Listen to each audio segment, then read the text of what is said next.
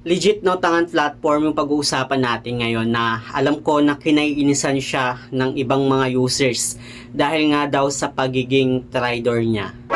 Pero para sa akin, sobrang okay niya, sobrang legit niya and recommended talaga na utangan dahil yung interest rate lang na pinapatong niya hindi bababa ng 5%. And actually, meron pang ibang mga users na na-offeran ng 2.9%. Kagaya ng kakilala ko na in-offeran siya ng 2.99% na interest rate nung na-offeran nga siya ng cash loan.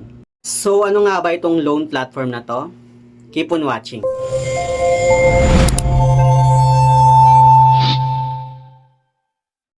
Hello guys, it's Ciel Mariano and welcome back to my YouTube channel. At kung hindi ka pa nakapag-subscribe sa aking channel, please subscribe dahil palagi ako nag-share ng mga experience ko at nagre-review ng mga or online lending platform dito sa ating channel. Alam ko na maraming mga users yung naiinis dahil nga daw sa pagiging trader itong loan platform na babanggitin ko dito sa ating topic ngayon. Pero para sa akin, so far okay na okay siya sa akin, lalo na't nagkaroon ako ng 2 multiple loans sa kanya. So ito ngang loan platform na babanggitin ko ay ito ngang G-Loan ni GCash na ngayon nga meron akong 2 multiple loans sa kanya.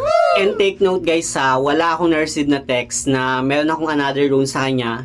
Inopen ko lang yung GCash ko and chinek yung G-Loan ko kasi malapit na nga ako mag-due. And nagulat na lang ako na meron siyang another loan na offer sa akin which is 1,500.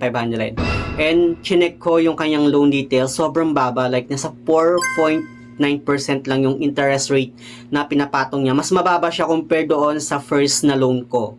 Pero bago yon, pag-usapan muna natin kung bakit maraming mga users yung naiinis sa kanya at sinabihan siyang trader. Well, isa lang naman yung reason kung bakit maraming mga users yung naiinis sa kanya dahil nga daw sa pagbaba ng credit limit nila. Like after nila magbayad or fully paid yung loan nila, biglang bumagsak yung credit limit na from 25,000 naging 10,000 na lang daw yung offer, or yung iba pa nga halos 300 na lang or mas less pa doon. May kakilala pa nga ako na biglang bumagsak yung credit limit niya, pinagmumura niya nga daw sa chat si GCash. Kaya for me, hindi talaga advisable na mag-advance payment dito kay GCash or i-fully paid yung loan natin kay G-Loan.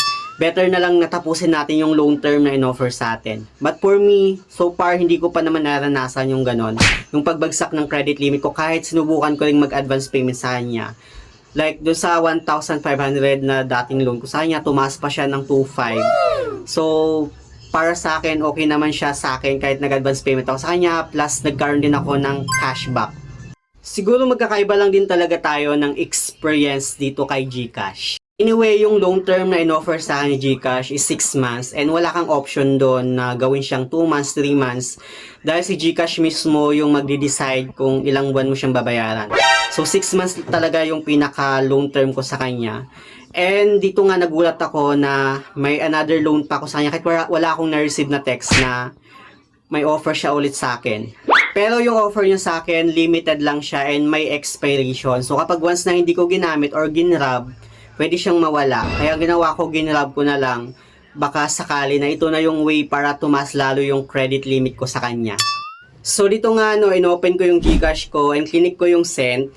Then dito sa baba ng Express Send, mababasa natin itong instant cash loan up to 125,000. So clinic ko yon at madidirect na tayo sa kanyang G-Loan.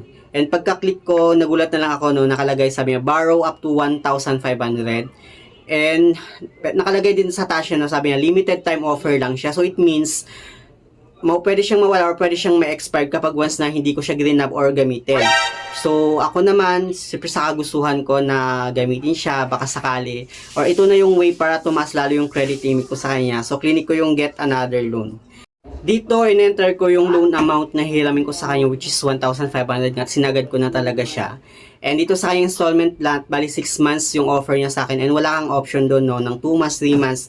Yun na talaga yung pinaka offer niya sa'yo which is 6 months. Dito sa baba niya makikita natin yung interest rate niya which is 4.99%. Sobrang baba niya compared dun sa first na loan offer sa akin ni G-Loan. And yung monthly ko sa kanya is 324.85 pesos. Sobrang baba niya guys, 4.99% lang.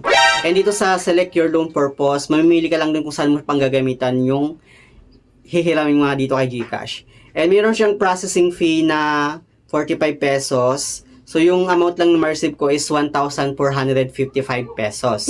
After kong ma-confirm, pumasok na agad-agad siya sa GCash wallet ko. At dito nga binalikan ko yung G-Loan ko para ma-check kung nadagdag ba siya doon sa first na loan offer sa akin ni G-Loan, kung madadagdagan ba yung monthly ko sa kanya. Pero hindi, nagulat na lang ako na naka 2 multiple loan pala ako sa kanya. So dito, chinek ko yung first na loan offer niya sa akin. And then dito nga sobrang laki ng interest rate niya, which is 5.99%.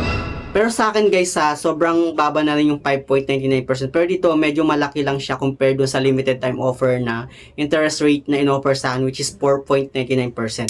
Pero para sa akin guys, goods na yung 5.99% per month compared dun sa ibang mga loan app na inuutangan natin.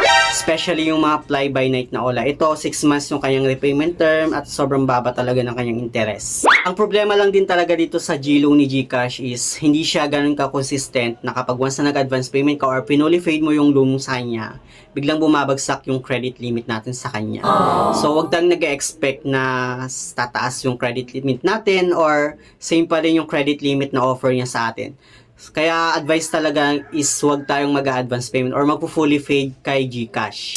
Kaya sa mga nakaranas dyan about sa pagbagsak ng credit limit nila dito kay GCash, comment down below and share your experience dyan sa may comment section. So yun lang naman yung gusto kong i-share about dito kay G-Loan ni GCash na pwede pala tayong mag-multiple loans sa kanya. Anyway, sa mga hindi pa pala nakapag-subscribe sa aking YouTube channel, please don't forget to like, share, subscribe, click the notification bell para lagi kang updated sa aking mga susunod na video. Thank you guys, thank you for watching and see you on my next video. Bye!